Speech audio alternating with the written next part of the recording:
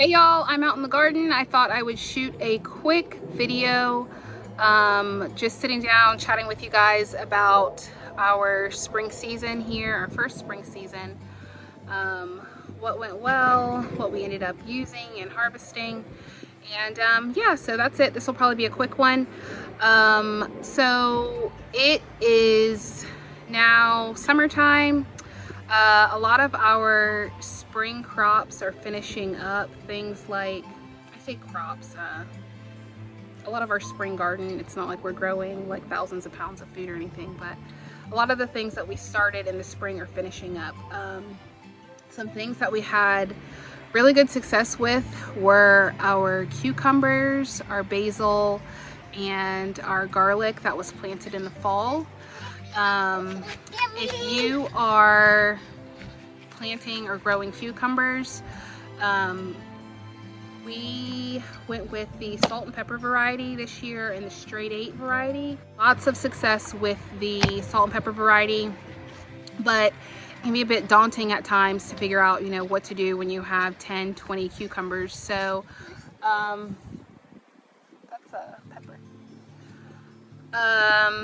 Some of the things that I used cucumbers for this year were green juices, and I made those with cucumbers, mint, rosemary, lemon balm, a little bit of honey if you like it sweet, some water.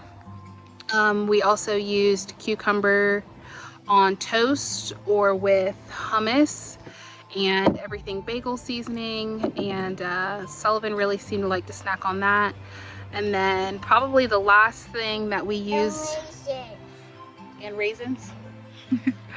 Probably the last thing that we used a lot of our cucumbers for were deconstructed sushi bowls, if you haven't tried that, or like poke bowls with seaweed sheets.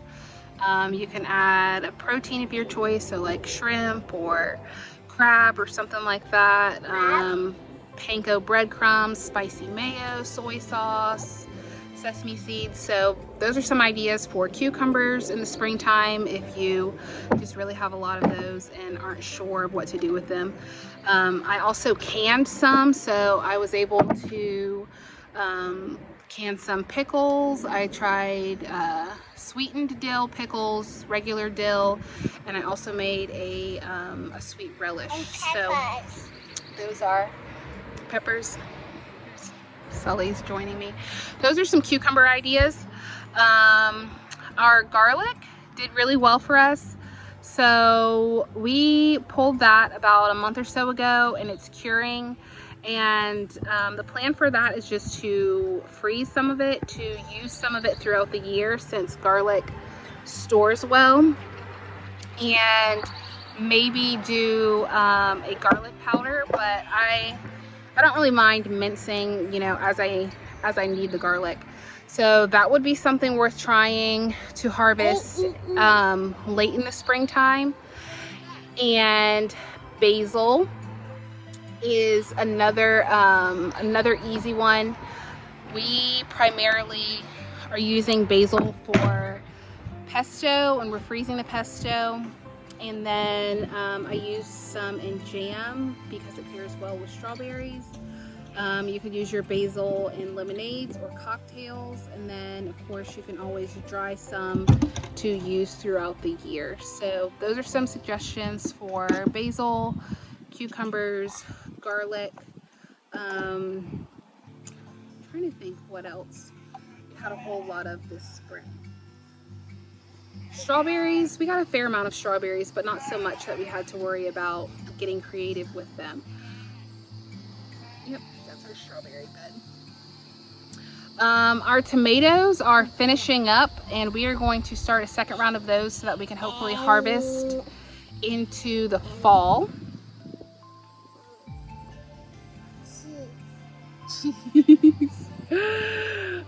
We didn't have great luck with our corn this year. Oh, seeds? Okay. Corn was kind of a miss so far for us. We tried the super sweet from Johnny Seed Select We did get a couple of ears, probably like 5 or 6 ears, but they were relatively small.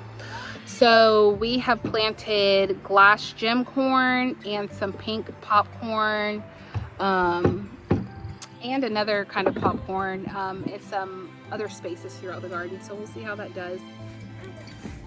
All right, here is Kevin's garden space.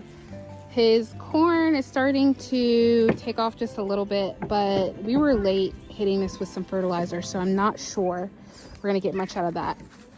But on the plus side, his soybeans have really taken off. So we'll have some edamame soon, and that's pretty exciting. This is our first year trying soybeans. So let's see. He'll probably be picking these another week or so. And those can be frozen. So that's nice. Lima beans have some flowers on them, but those will pretty much dry on the plant, and then we'll shell them and put them away to eat. This is not a whole ton of plants, so this might be enough for like a meal probably if these plants do really well. My beds that I've added in the back here are taking off really slowly. This was topsoil that we had delivered primarily for filling in low spots that were puddling in the property. So this dirt needs a lot of organic matter added to it. So I've been adding chicken manure, soiled bedding from when we pen the ducks sometimes. But this, I mean, it needs some work. So all of these things are pretty little right now. I'm not sure how or if they will take off and produce, but we'll see what happens with that. Our new kumquat is flowering though, and it's got some little fruit sets here and there. So hopefully we'll be able to have some more kumquats this winter. We've got 2 of those, and they both look pretty good right now. I'm going to show you guys some pumpkins and melons we've got going. I've got the sprinkler on, so I'm gonna have to try to dodge that. Okay, so you can see the melon plants that I've got going right here. I think these are Dixie Queen watermelons and maybe some cantaloupes or some honey rock melons. They aren't done yet, but those are starting to get some size to them. There's another watermelon right there. Oh, boys, jam the sprinkler. And over here we've got a Charleston Gray watermelon that's looking good. This, if I get melons, will be my first year ever getting melons, so fingers crossed that continues to go well.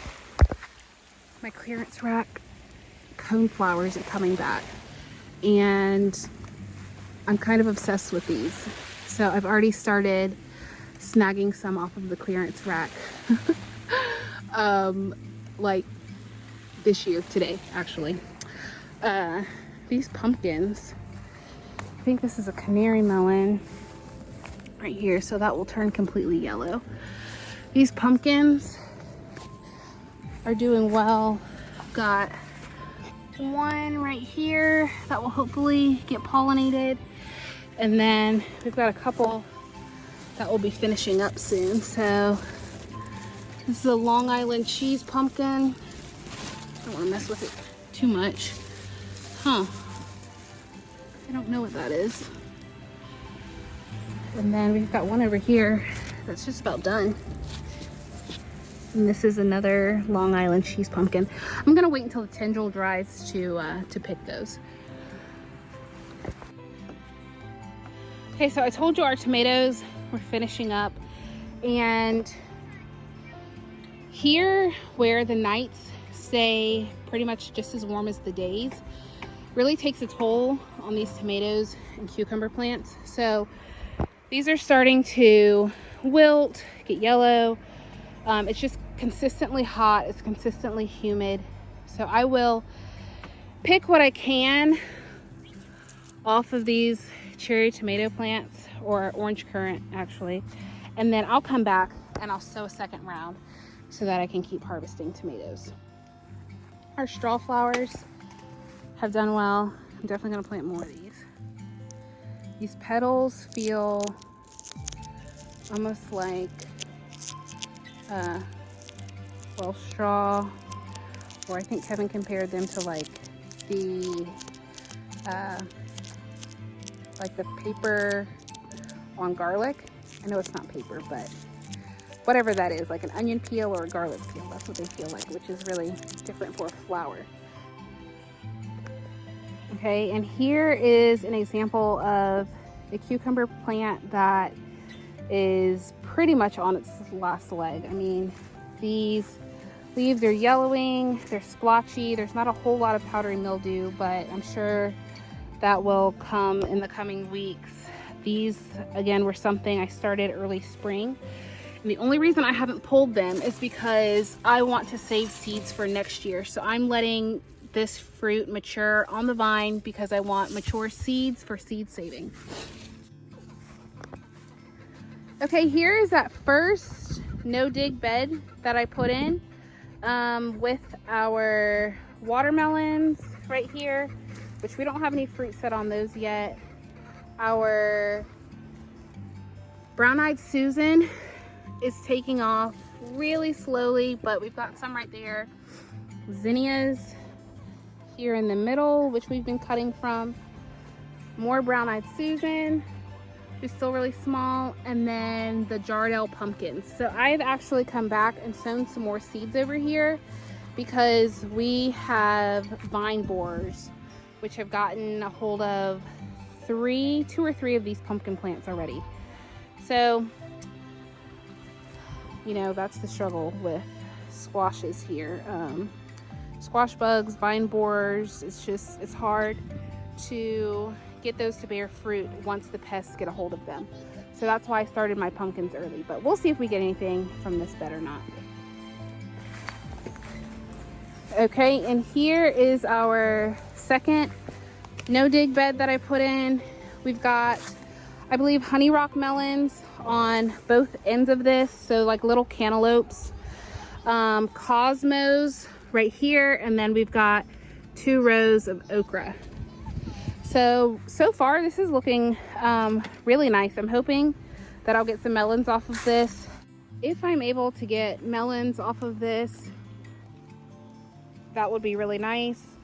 One thing that I am personally trying to work on doing is eating a bit more seasonally, and that's not something a lot of people are used to doing. We are used to having everything always at our disposal, and so I'm trying to focus on eating the things that I'm growing, and when it's not in season, learning to go without, and when it is in season, learning how to take full advantage of those things.